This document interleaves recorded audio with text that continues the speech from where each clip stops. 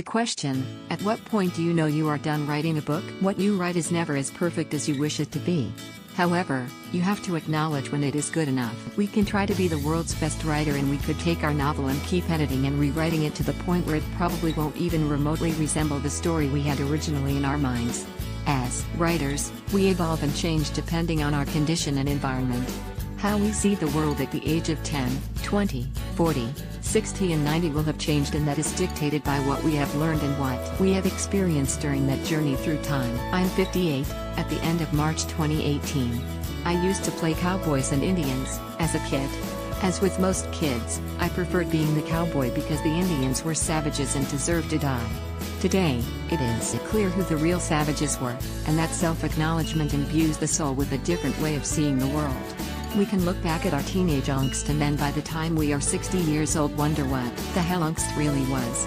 At what point do we praise the good in ourselves and damn the asshole, and at point do we realize that we have to experience both, in order to understand both, and why we choose to cultivate one over the other? Translating this into a narrative, if we wrote a novel at 17, we shake our heads at what naivete we had when we review it when we are 50.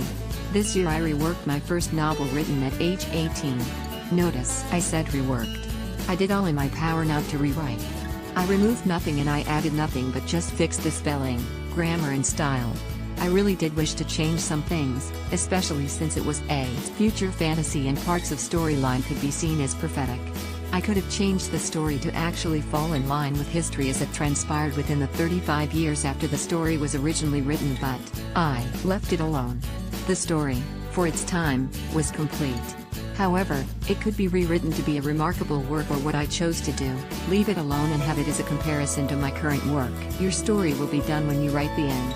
If you do not end it that way, then you can leave it open for a serial, but the first part is done and now you move forward. Planning out the story and covering every possible detail will give you the clearest indicator as to what point your story will be done and complete.